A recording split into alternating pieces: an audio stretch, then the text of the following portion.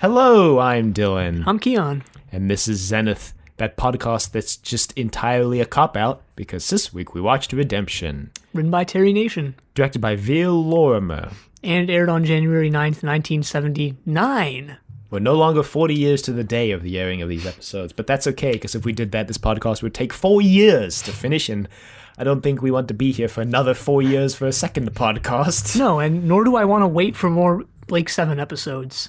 Nor did I want to wait a year to find out what happens to the Liberator, although maybe I No, actually, I was going to say maybe I should have, but then I would have just built up this idea in my mind and been even more disappointed. I would have come up with so many theories about what the Liberator is and what Orak's prediction even means that I would have just been more disappointed than I even was with the actual final product. Yeah, exactly. Anyway, I think we can just jump right into this. It opens basically where a couple hours, I think, after Orak. But then again, time doesn't work on Blake 7. So no, time clearly doesn't work on Blake 7 because it's implied to be a couple hours later, but everybody's wearing a completely different outfit. Yeah. Okay, so we should just lead with talking about their new outfits for this season because they're questionable at best. Yeah, because, okay, the first one I noticed was Callie, who looks like she walked off the runway in a 70s fashion show with these huge shoulder pads. Just high fashion. Just we don't understand, but no. Yeah, it looks, a lot of the outfits, okay, this is, I think, a lot of Blake 7 fans who are experienced with the show, which if you're jumping in right here, or if you don't know what we do, we're not. This is our first time watching Blake 7, but I think this is the point on Blake 7 where things start to get a lot more sci-fi. The bridge was like way better lit and more colorfully lit in this episode than like the entire previous season. And they, like, showed off the consoles a lot more in this episode. Yeah, because, I mean, Series 1, Series A, it's pretty down-to-earth, a lot of it. I mean, other than the space... Well, I mean, compared to... Just look at screenshots from Series D and compare it to the first series. It's a lot more wacky and out there. And this is, I think, the start of it, where you get people wearing, like, the big robes and the shoulder pads and the weird aliens and stuff. Not that the Series A didn't have weird aliens, but... Yeah, it's like they tried to make it a lot more techno and cool and futuristic, where Series A has like a really... It has like a low-key vibe. It's got a very mixed version of the future. It's like a lot of it is very low-tech. It's like a low-tech version of the future. And in this, especially with the space station, which I don't think ever actually got named, which feels very, very heavily it's just like sci-fi influence. It's just like 8 Zens glued together. But we're not done talking about these outfits because I wanted to mention Avon's black leather studded outfit that looks like he walked out of like a BDSM convention straight onto set. Blake's looks the same. Blake's is fine. Jenna's is almost the same too. It's sort of, Jenna's is almost the same. Gan, on the other hand. Gan and Villa, right? Gan's got a long robe on. God. Gan's wearing like a bathrobe. Gan just like a self-styled emperor of the Liberator. Villa is... I don't know what Villa's... I don't know. He's wearing yellow pants. He's wearing yellow pants. That's all that matters. Bright yellow bell-bottoms. They're bell-bottoms and they're yellow. Bell-bottoms are awesome, though, so I'm going to give Villa a pass on this one. No, they're not. Bell-bottoms are awesome. No, they're not. You heard it here first, unequivocally. Bell-bottoms are awesome.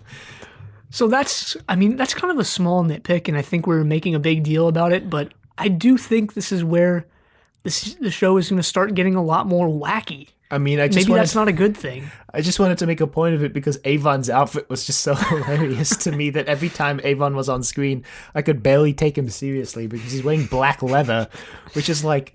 Avon's supposed to be this sort of menacing character, which they make him a lot more menacing in the story than the previous they really season. do. I noticed that a lot. Which maybe the leather, I didn't like it. Maybe the leather was like supposed to accentuate that, but I think something funnier than anything. Yeah, really. I think something like a black outfit like Travis or even white like Servalan. I think it's not the color that makes it humorous. I think it's the material, like it being like really shiny leather too. It's not like, you know. And do you know what? I don't think Avon has ever been a menacing character in terms of his appearance, really. Yeah, that's also the thing. Avon's always just... There's always been a very homogenized look to the Blakes Seven crew, and I think maybe that's also why we're bringing this up now, is because these crazy outfits make it a lot more obvious that they're all different. Yeah.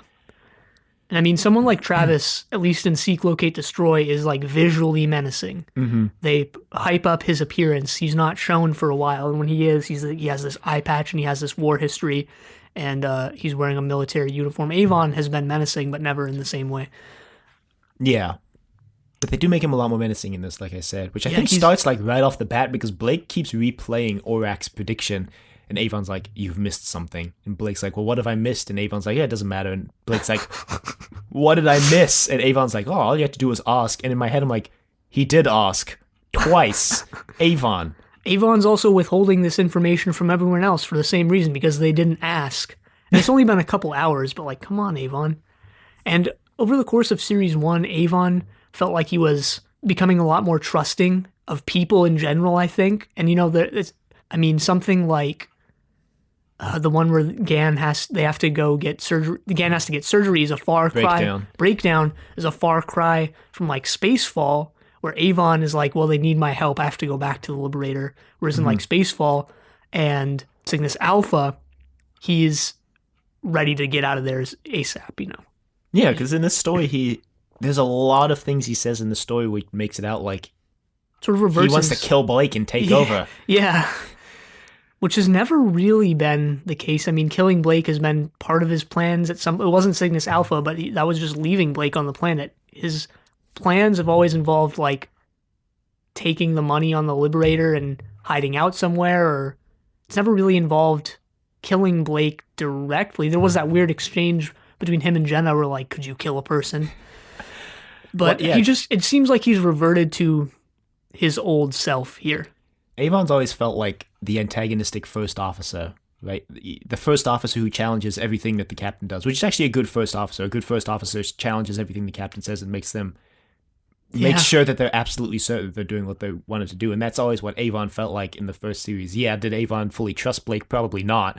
But he always challenged Blake, and he always tried to make sure Blake was making the right decision. Whereas in this, he basically just summarily dismisses everything Blake does as wrong, and basically insinuates that he thinks Blake is an incompetent leader and that they should just basically stop believing Blake and that they should just overthrow him. Yeah, and it's a weird change. It's an abrupt change, especially since I think dialogue in this very scene says, I've been examining this for the past couple of hours, which it's not exactly that, but it's something that... Yeah, Blake's like, how long have you known this? And Avon's like, a couple hours.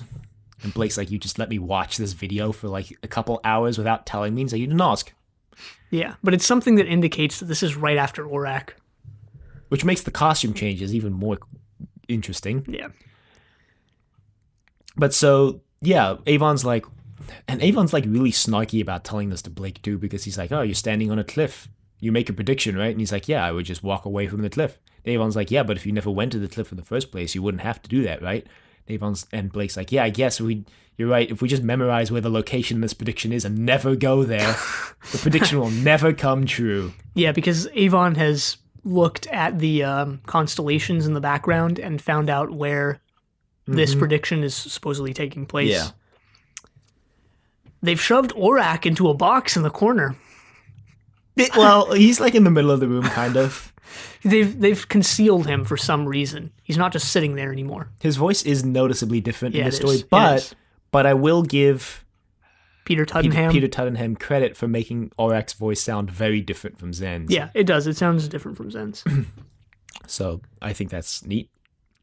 Now, I don't know what happens because the first 40 minutes of this episode can be condensed into like 5 to 10 minutes. Well, so they get chased by these other ships, and Blake and them are like, where are these other ships from? And looking at the visual design of the ships, to me it seemed pretty obvious that these were made by the same people who made the Liberator, because they've got the big ball on the back like the Liberator does. These ones are red instead of green, but they basically look like the center spike of the Liberator without the 3 spikes coming off. Yeah, they do. And now that I see these ships and what their base sort of looks like, the spherical design that's their trademark, right? It's on the Liberator, it's on Zen, it's on their ships, and it's on their sort of space station thing. Yeah. So Blake and them start trying to outrun these ships, but they're catching up, and Zen's like, they're not Federation, and Blake's like, well, who are they then? Villa, I think, mentions that they're going like standard by 12, which is the fastest we've ever seen. 14, actually. Because the Liberator goes standard by 12 later, but Villa's like, they're going standard by 14, and Blake's like, that's impossible.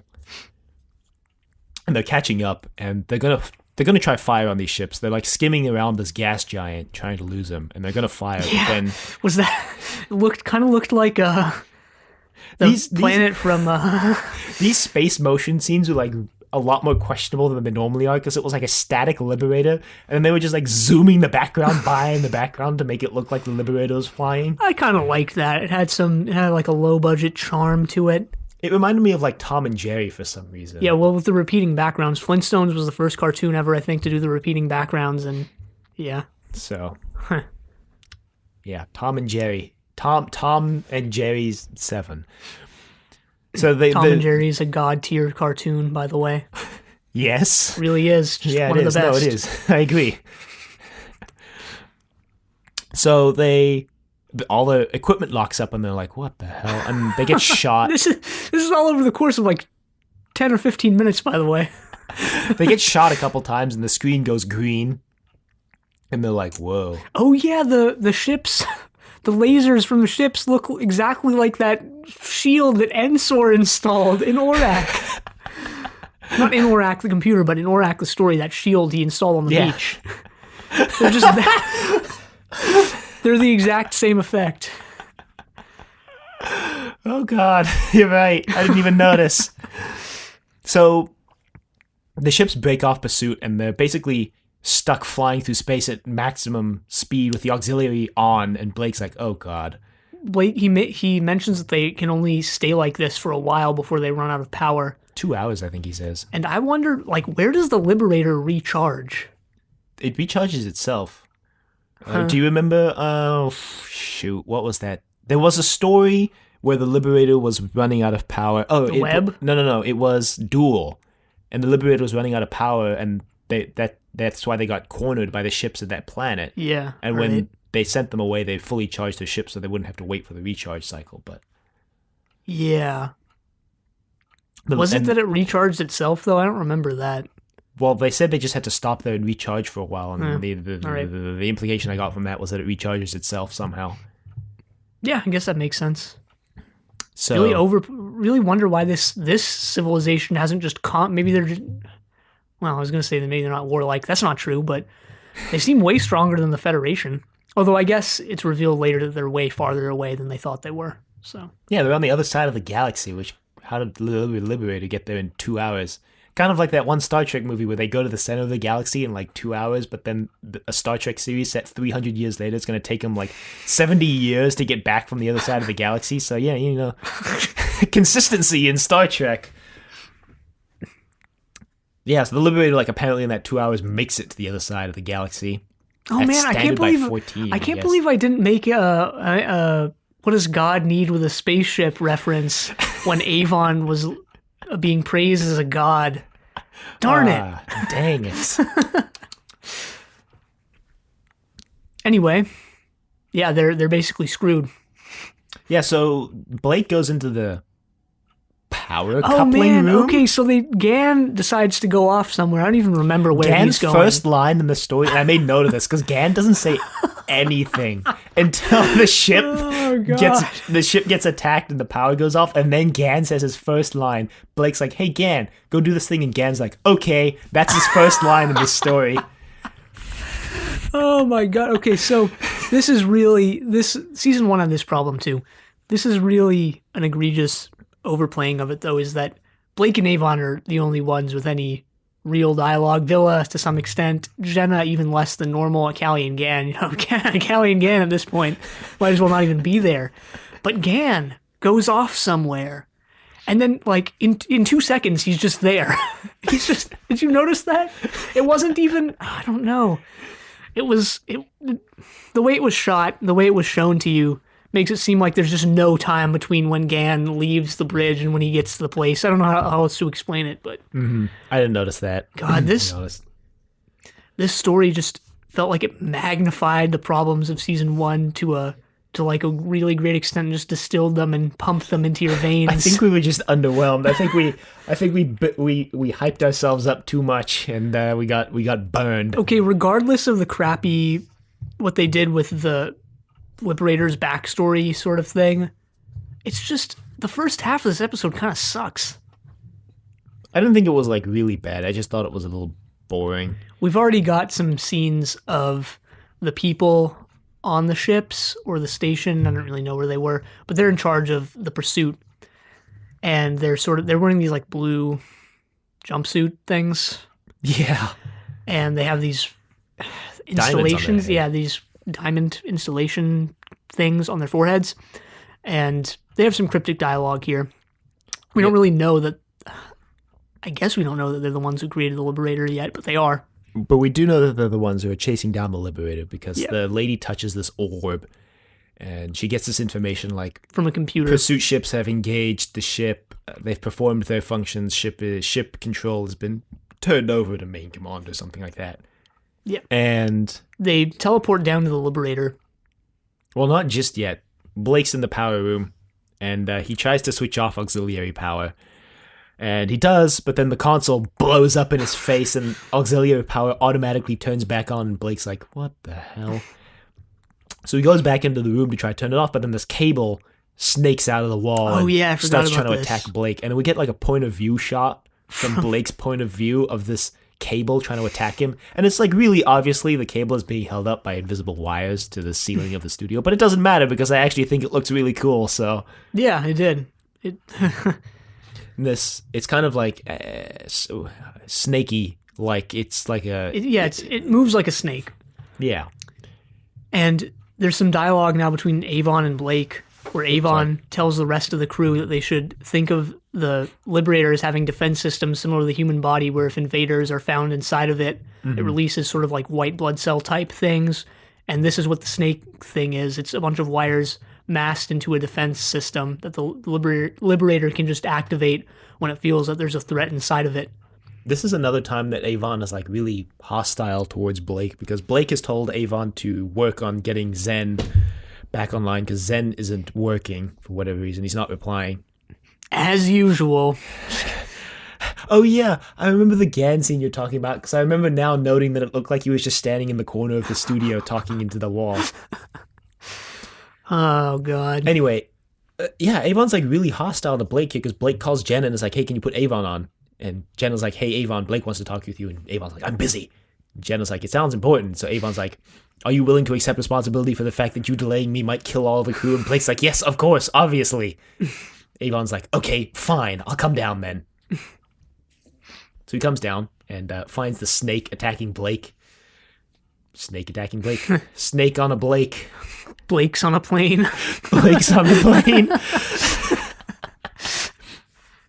And so he has Avon disconnect the power to the cable because the snake cable, can only attack one of the two of them at a time. So while it's attacking Blake, Avon turns off the power to the cable. But then the door shuts when Blake makes it out before Avon does. So then they spend 30 seconds trying to open the door and making it open for Avon to come through. Yeah, because there's some charges. I don't know if this was like I forgot if the console itself was going to be blowing up or if Avon like set some charges. I don't know what's going on, but he needs to get out of the room fast. Yeah. Which he does.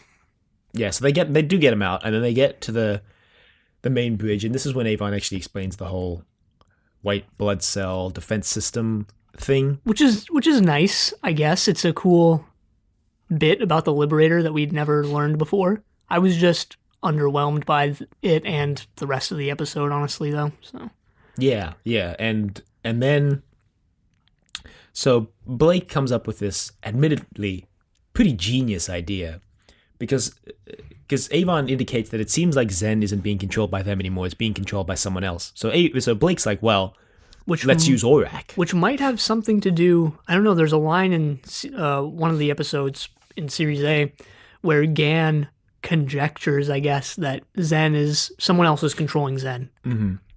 And yeah, this group who created the Liberator has the ability to control Zen remotely, which is interesting. Oh yeah, Blake doesn't have this idea just yet because Gan gets captured in the teleporter room, and Villa gets captured next. Yeah, because they teleport down to the Liberator.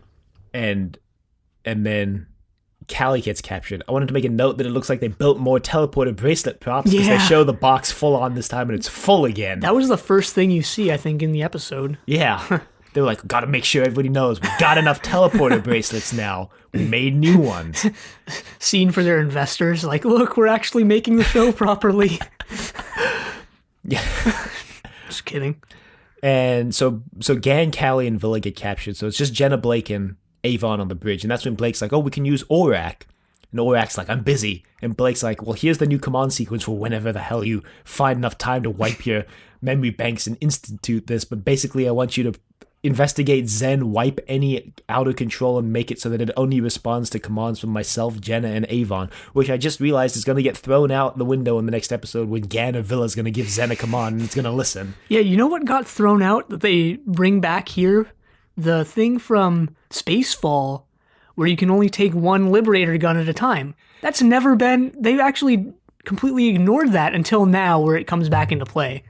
Yeah, well, also I think that whoever's controlling the system also makes all the guns white hot, which is another Terry Nationism. Yeah, you know, maybe this can just be explained or damage controlled by, like, they deactivated the thing that only lets you take one. Yeah. Because you clearly see them holding two at a time in other stories. Yeah, maybe they had Zen deactivated or Avon bypassed the system or something. Yeah. Avon. They kind of go back and forth on Avon. Yeah, well, you have to remember that this show is British, the country that pronounces robot as robot. I thought you were going to say you had to remember that his first name is Kerr. Oh, right. Yeah. They should just start calling him Kerr. Why don't they call him Kerr? Because Avon sounds way better, probably. Yeah. I mean, not to knock the British, I guess. I mean, I just wanted to point out and I point this out whenever I can get the chance, is that it's pronounced robot, not robot. We pronounce it as robot in South Africa, so... Yeah. We also call traffic lights robots in South Africa. Huh. I don't know if they do that in England. I don't think so. So it's like, oh, you know, at the robot, turn right. That's how you give directions. Fun facts. So Blake basically postulates that the people controlling Zen are the people who built Zen. And so... And they are. He's right. They bust into the bridge and knock him out, and then they take him to what looks like a water treatment plant that the BBC filmed at. Well, we see an outside shot of this, and it looks like a bunch of Zens connected by pipes in a circle. Yeah, in space, the space version. And this thing is massive. If you realize how big the Liberator is, and that the Liberator is like basically dwarfed by this thing. Mm-hmm. And this was weird because the people we were like, we knew the people who built the Liberator were human sized, roughly based on the bridge. Mm-hmm. But why do they build their things so huge? Do they just have massive amounts of resources? Maybe they're like, gotta go big or go compensating home for something, maybe. Or maybe they just want to show off. You know, I feel like in a spacefaring civilization, showing off is going to be something that's really important because before you see the people you're talking with, you're going to see their ship, right? So if they have a really impressive ship, you're probably going to be more intimidated by them. I guess. That's an interesting concept, actually, now that I think about it. Like, the first thing you're going to see of a new alien species, or the first thing you see of a species that you know about but you haven't seen the person you're talking to, is going to be their ship, which, I mean, kind of throws back to, you know, like the old pirate days. That's why you'd fly Jolly Roger on your ship so that, you know, you'd know it's a pirate ship before you got there, but you wouldn't know, are they going to kill us? Are they going to board us? Are they going to sink us? You know? Yeah. The intimidation thing. Yes. Yeah, anyway, they bring them onto this base. And they're basically, Blake's the leader. They've tortured Blake on the bridge already because he's like, what have you done with my crew? And they just shock him and he's like, that hurts real bad. I actually really like this base, surprisingly. It looks pretty generic, but it's indoor. It looks like it's indoors, and it looks like, I don't know if it actually is indoors, but it looks like it is. I mean, it's indoors in the story, but I don't know if where they actually filmed it at is indoors, but it looks like it is. So they did a good job with that. And they do a good job with the massive scale of it. The ceiling looks really far up. I like the control room. And I like that shot later where the guard just falls like 100 feet to his death. I liked the control room with the orbs and the big fancy chair that the I guess the leader sits in. Yeah, I don't think there really is a leader necessarily since they're integrated with like the computer, as we find out later. Yeah, she just seems to be like the de facto leader. She's like the spokesperson, I think. I think the computer is the leader and she's just the voice of it or something. Yeah, so Jenna and Avon get thrown in a cell. We don't even see Callie, Gann, and Villa for the next 10 minutes. Nope. Yikes. And Blake gets taken to go get tortured because they want to know how he came into possession of the Liberator and what they're doing with it, I guess, because obviously Blake stole it, so... Yeah. They ask him where he got it, and he's like, I just found it and took it, and it was empty. And they're like, we don't believe that. And he's like, I think it was in a space battle. And they call the ship like S-76, I think. Something like that. I don't know. It has like a proper designation that they have for it, but I don't remember. There's a name. There's something. It's like a letter and then the number 2 because there's also it's like X2 or something like that because there's also X1, which is exactly the same ship, which comes into play at the very end. So then we get this tense reveal, I guess, where Avon is like, "Hey, remember when I told everyone that if we went to that certain place, then the prediction would come true?" And Jenna's like, "Yeah." And Avon's like, well, I memorized the star location, and we're looking at it right now. And Jenna's like, shoot. This added some much-needed tension to the story, I think. The way they resolve it is kind of a cop-out. It's a cop-out, kind of, but... well, we'll see. We'll talk about it. But Blake then, while he's being escorted back, basically breaks free by unplugging the blue lady. The blue people have this tube that runs from like their chest into their chin, I guess. And he like grabs it and rips it out, and she's like, ah, and falls over. And then he like steals one of the guard's guns and he battles him, and yeah, he chucks one over the railing, and I think he shoots him and then he just falls off. That guy goes plummeting to his doom. Plummeting. Wonder if they have any indoor skydiving. Just a recreational thing, Yeah, ruling the galaxy is tough work. You gotta lighten up every once in a while. Maybe Servalan has a indoor skydiving rig. Being a despotic tyrant is tough work. You gotta relax. Yeah. You forget that these people are people sometimes. Yeah, gotta take a lot of time off, play a lot of golf. What? Anyway. Oh, no. Oh, no. So, the next couple minutes are a lot of running around and people getting shot at and people shooting. I'm okay with it, though, for some reason. It was more interesting than the Liberator portions, for some reason. I think I'm okay with it because... it's not the whole Liberator crew running around. They like pick up the people along the way. Yeah, they completely ignore Gann. Well, they like pick him up along the way because Villa opens the door and Avon's like, "What took you so long?" And Avon's like, "These locks are difficult even for me." And Avon's like, "Well, learn." And then they free Gann and Callie, and then they meet up. They get cornered by a blue person and guard, and then they just get beat from behind by Blake and his newfound buddy, this old dude who doesn't make it out of this story alive, unfortunately. There's a resistance movement on this ship, and Blake at one as always. And Blake at one point gets pulled into their secret corridors, and this guy explains the backstory that was interesting but basically irrelevant. So what this is this society was basically 3 planets who were at war with each other, and they had like this technological race to see who can build the best computers and take each other over, and this group is the one who won and assimilated like the other groups into them. Yeah, because they built a computer so powerful it just absorbed the other 2. Yeah, and basically all of their people are connected to this computer. So the guard lady who was in charge of torturing Blake and the spokesperson, the lady who looks like she's in charge, are actually just parts of this computer doing their job, which is interesting, but also kind of underwhelming. I mean, this is the Liberator's backstory, and it's just explained by an old man in like a 2-minute scene in the dark corridor.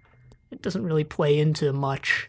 Well, My problem with this is, I've been waiting a whole season to find out something about the Liberator's backstory, right? We do get some cool stuff in the story, I think, with the computer so powerful it absorbed the other two, and with the society that seems to be being run by this computer, and these ladies just serve as mouthpieces. But whatever else we could have potentially gotten out of this society, because I have a lot of questions about this society, like why haven't they conquered the Federation yet? Because they're clearly more powerful. The Liberator can take on 3 of the Federation's most advanced ships and destroy one of them and then survive. And they have multiple Liberators.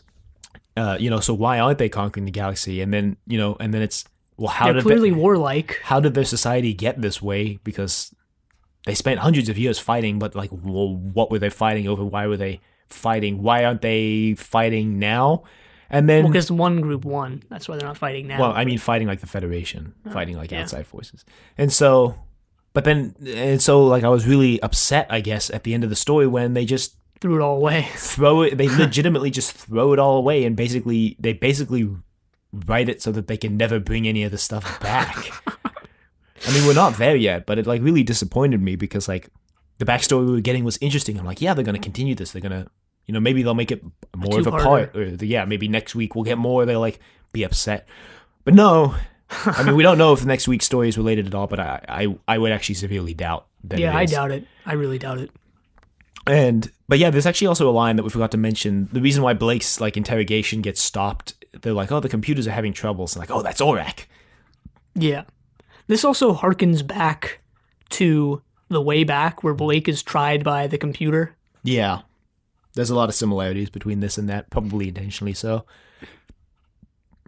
And so in the way back, the Federation has obviously built this computer and either don't know how it works or you just don't care anymore because it's so powerful that they just trust it completely to judge people. And this is, I guess, the next evolution of it, where they just are the computer. They just assimilated with it. Which is interesting, I guess, but also not that interesting. Reminds me of the Borg from Star Trek, who are a race whose entire purpose is to just assimilate other races into the Borg collective. And they're basically linked into one hive mind. There's a lot of interesting stuff they could have done with this race of people, I guess, because we don't know where they come from. We don't know why they're there. We don't know anything about them. We don't even know what they're called. We don't know how long they live. Yeah, they don't have a name. We don't know. As far as I can remember. We don't know why they build everything so big. We don't know how many people would even regularly staff the Liberator, because I know that was something we talked about too. The Liberator being so big, the fact that it can be run by 7 people was kind of impressive. We don't even know if 7 people is even the theoretical minimum or the maximum that you could have on that ship. We don't know anything. We didn't learn anything in particular about Zen, because I know Zen is still super mysterious. We still have that unexplained thing that Zen is kind of psychic, because he read their minds in Spacefall. And that he has sort of a will of his own. He doesn't always follow their orders. Yeah, which is still... This would have been a good opportunity to explain or at least hint at some explanations for those things with the introduction of the species that built the Liberator, but we don't get anything. Nope.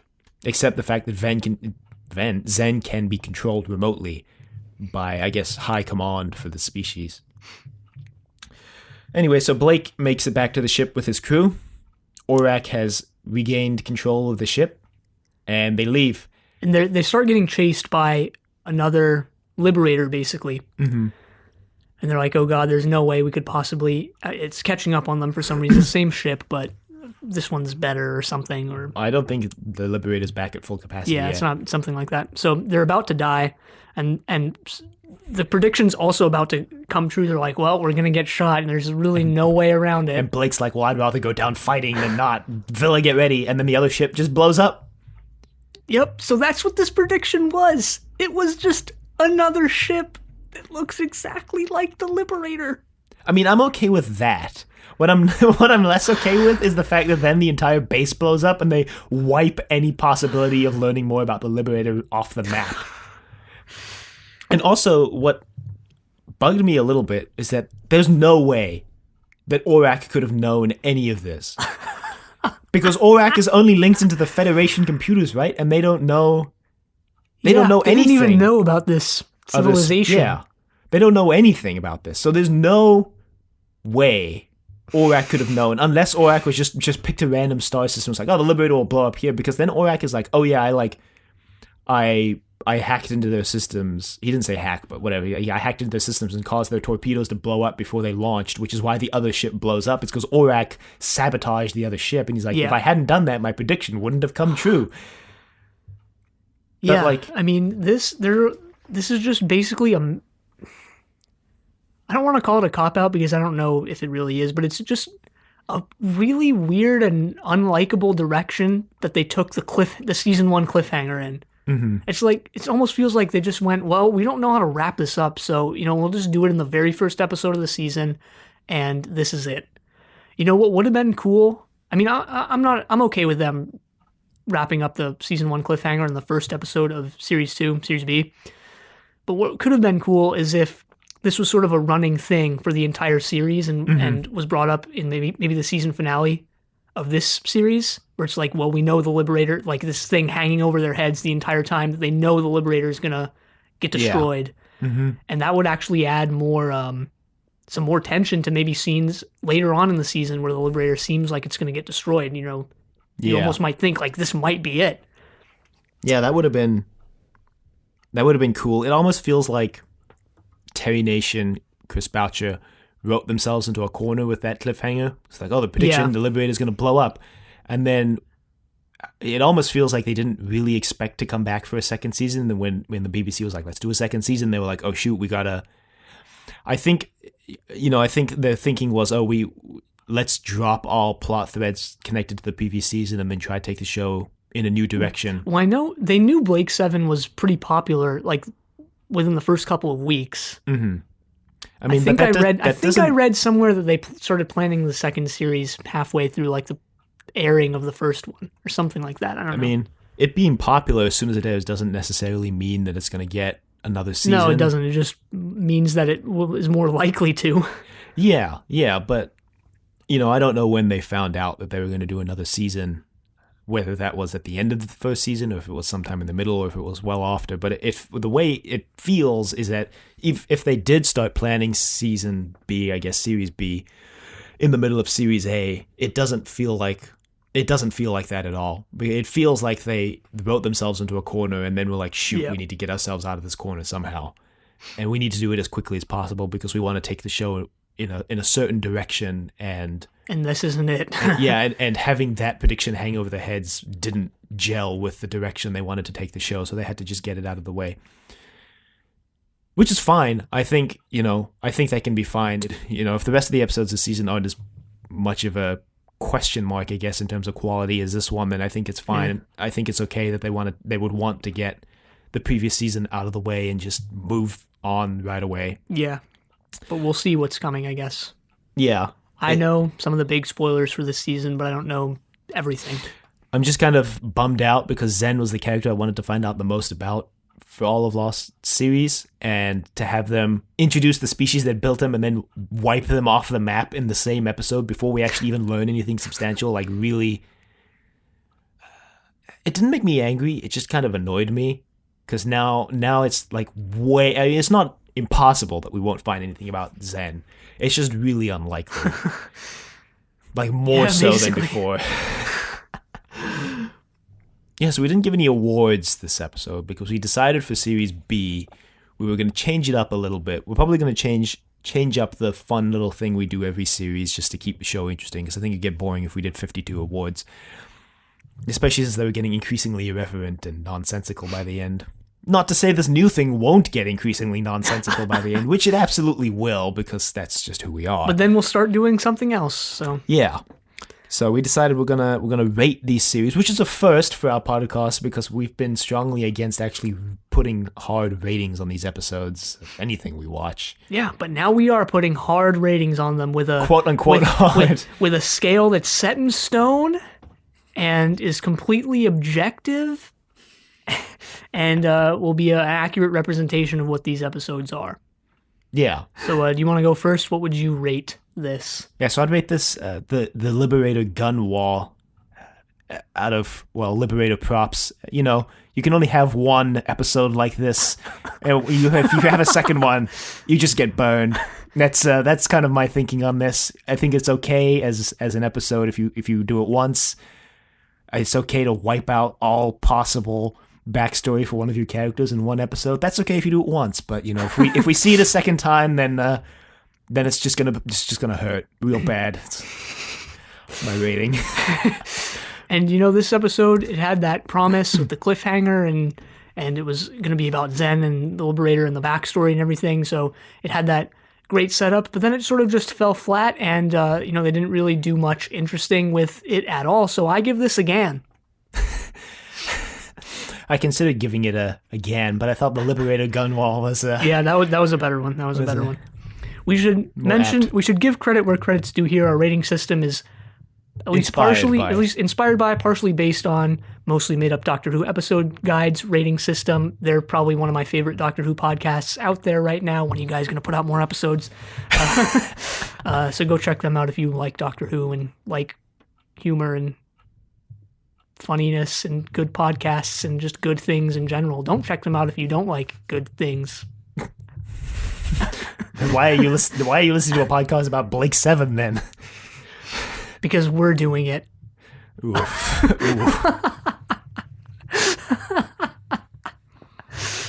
How many Blake 7 podcasts do we know of now? There's like 6. Yeah, because there's discovered all right, more. This is our recommendation section, so there's us at the very top of the list now. Right, we recommend ourselves above everyone else. Spacefall, they're new. Yeah. Down and Safe, which is Spacefall and Down and Safe are similar to what we do from a more informed angle, probably. Yeah, Down and Safe is... They seem to be on a bit of a hiatus right now. They're a bit sporadic. Yeah, they're a little inconsistent. I think they're only up to... They've been going for a couple years, but they're only on the end of Series B. There's a new one there's a new one that started in the past week called Blake 7 in Character, which basically... I haven't listened to any of it because it's about a character I don't recognize, and we haven't met yet, the first episode, that is. It's about Dev Tarrant, you're right. No, I haven't listened to it yet, because we do recognize the first character, but I haven't listened to it yet because I didn't have time. But my understanding of it, because I went to their website, my understanding of it is that they basically examine one character throughout the entirety of the show and just talk about that one character and their character development. And yeah, I've listened to the first episode. It's really cool. I really enjoy it and recommend it, especially if you've watched all of Blake 7. And then there's one that I always keep forgetting to mention that's actually really old. It finished, I think, in like 2013. Yeah, it started in 2010, finished in 2013. Shaken Blake, I think it's called. Yeah, it's called Shaken Blake. They don't have a website, but if you just Google Shaken Blake, Blake 7, you'll find them on iTunes, Apple Podcasts, I mean. And yeah, so... They're good too. So there's 5 now if you include us that we know of. We might come back next week like, we discovered another Blake 7 podcast. This niche we thought we were filling is rapidly filling up with other podcasts. Yep. That's okay. So we received a new record in correspondence once again. We set a record a little while ago with 2 emails in one episode. Now this week we have 2 emails plus 1 comment on the website, which means we have 3 things to respond to, which may take a long time, and at some point we're going to have to consider whether or not we actually respond to every piece of correspondence on the episode. But I think we'll probably still respond, but maybe we won't give as much in-depth response as we have before, just because there's a lot that we have to get through here, and there's a lot of stuff to respond to. So yeah, right. And once again, we're reading the emails rather than having a text-to-speech do it now, just because for a lot of reasons, but most of it was that it wasn't really as fun as we thought it was going to be. So, and it was also pretty hard to understand when you actually go back and listen to it. Yeah. But anyway, our first email here is from Carl. Yeah, this email actually arrived while we were recording the episode last week, so I didn't see it until a couple hours afterwards. So I'm sorry, Carl. Your email probably actually should have gone in last week's episode, but we missed it. So sorry about that. So Carl writes, "Hi, and thanks for the fun B7 podcast. I enjoyed B7 first time round from 78 and never got to see it since. So apart from knowing I liked it and remembering the characters, Servalan, in parentheses, with a bunch of exclamation marks, when I heard it was the 40th anniversary on RFS. Wait, when I heard it was the 40th anniversary on RFS, I found the and started a 40-year anniversary rewatch and then found you. I like the Doctor Who links you mentioned, but could you also say what Doctor Who episode screened during the B7 episode you're doing, just to save me looking it up, yeah, we'll do that. Actually, we have already started doing that since we just recorded the next episode. We just recorded our episode on Shadow, and we did do that, so we are going to do that. And also, I assume by RFS you mean Radio Free Scaro, so I think that's what you mean. I didn't know what RFS was. Anyway, he continues, your correspondence question about MEGAT. I submit the following evidence, and then we have a link. Yeah, we'll put the link in the show notes for anyone who wants to check it out. I looked at it. It's a couple of pictures of the actress who plays MEGAT, Susan Farmer, just in, I guess, sexy poses, I guess. Mm-hmm.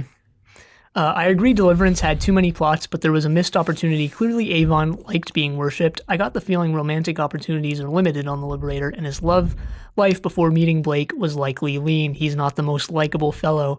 So it would have been nice to see him consider yielding to the temptation to remain on Aristo and enjoy being worshipped by Megat and her 100 friends, or at least show some wistful regret at the end back on Liberator. Better not mention just in case anyone from BBC hears and takes it down. I've just noticed your triple plays, not heard any though. I am of an age to have watched the original Star Wars, Alien, Terminator, Raiders movies all on the big screen during their cinematic release. Star Wars, before it was A New Hope, was the first movie I saw at the cinema without mom and dad. So if I get time, might get to hear your take on these. You ought to remind listeners that B7 Season 1 was made a year after Star Wars. Back to B7, I've heard Firefly and Dark Matter being compared to B7, or even suggestions that they were inspired by it, and can see why. How about some compare and contrast between season reviews? I was going to post this on your contact page, but then thought not due to my mention of... If BBC shuts this down, I would miss out on my slow B7 rewatch. Regards, Carl, Sydney, Australia. Yeah, so we responded to some of that during the reading, but let's see what we didn't respond to. It would have been nice to see Avon maybe have some regret about leaving, but at the same time I think that, it might have been a little weird for Avon to actually be like, I was a god, I could have been a god, and now I'm stuck with Blake. He may bring it up later though, which I would be okay with. Sure, yeah, you mentioned romantic opportunities on the Liberator and stuff like that. That's actually something I'm really enjoying about Blake 7 is that there's no romance in it because, we're watching...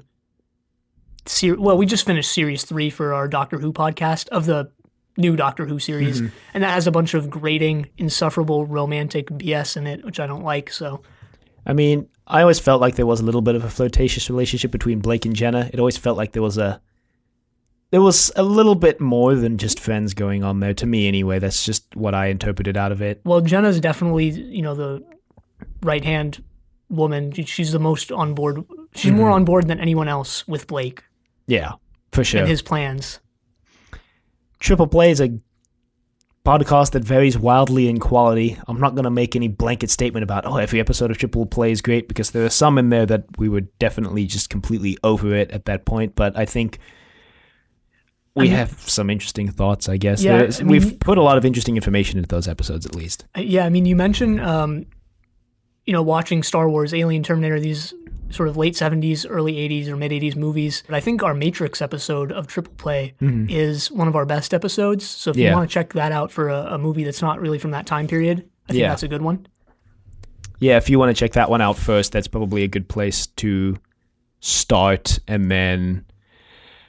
Yeah, from there, maybe move on to some of the other ones. Yeah, thanks for listening to Triple Play, though. Yeah, if you listen to Triple Play, thank you. It doesn't have a lot of listeners because I think, to an extent, it is a bit of a weird concept for a podcast. And it's monthly. And it's monthly rather than weekly, so that's obviously more difficult to build just a fan base. Firefly and Dark Matter have been compared to Blake 7, and since I have watched all of Dark Matter at this point, I'm going to try... bring in more comparisons to episodes in Dark Matter that I can remember, because I know that I mentioned Star Trek a lot on Zenith, and I think that, it's probably also more interesting to bring in Dark Matter, which is a show that I definitely think was inspired by Blake 7 and definitely lifts quite a few things, I think, from Blake 7, so I'm going to try and mention more about that. I haven't watched Firefly, though, so I couldn't do that. Yeah, I've seen all of Firefly and Serenity, the movie finale of it, so whenever I see similarities, I'll go ahead and mention them. And heck, I'll mention Eureka 7 too, which I've mentioned before, which is an anime series and my favorite TV show of all time. So I've been trying not to talk about it because I can see it just overtaking my discussion of the episode because I like it so much. But sure, when I see enough similarity, I'll throw it in too. Yeah, because I think it is interesting to see what Blake 7 inspired and where it ended up. And thank you for emailing us. Yep. Kyle, thanks a bunch. Means a lot. Got some good points in there, and I think, definitely some good suggestions. Definitely, like I said, for our next episode, we mentioned when, in relation to Doctor Who, the episode aired, and we're definitely going to start talking more about what Blake 7 inspired Firefly and Dark Matter, definitely, and if we think of anything else along the way, too. All right, so moving on to our next one, we'll go ahead and do the email from Sergeant Drano, who we missed last week. We didn't get an email from him last week, but he's back. Get on that, Drano. He's back this week. He says, "Hey guys, sorry I missed you this week. Too bad I had some deep cuts ready for Avon's Black Bolt outfit." And then you go on, you mentioned getting together sometime for episodes. Sounds great. I'm an experienced podcaster. I host the fairly under-the-radar, on-again, off-again Station 7 The Door podcast since early 2010. Started out as a Lost podcast. Now we do this and that. Let me know the details of what, when, and by what means, and I'll do my best to join you. I'm on the East Coast time-wise, and most recently I usually get lazy and podcast via Skype on my iPhone, though I do have a legit microphone if you have, quote, standards, unquote. LMK, which is short for Let Me Know. Regards, Sergeant Drano, Station 7 The Door. Makes a lot of sense. We finally know what Station 7 The Door is. Yeah, we finally know what Station 7 The Door is. I did look up your podcast on iTunes, and I did see it, and I was going to listen to some of it, but I haven't had an opportunity yet. Yeah, Mr. Drano. I'll listen to some of it. I haven't seen much Lost, but maybe I'll watch the entire show and listen to your podcast as well. I thought Station 7 The Door was a Blake 7 reference that we hadn't come across yet, and I was like trying to play it cool, like I knew what it was, so I wasn't going to question it, but yeah, now I know. But we'll probably respond to your email with some details about when and where and how. And we'll definitely see if we can set that up, because I think it'll be interesting to get a third voice on this podcast, so it's not just us for 52 episodes talking about Blake 7. And yeah, so thanks for emailing us again, by the way, Sergeant Drano. Always good to hear from you.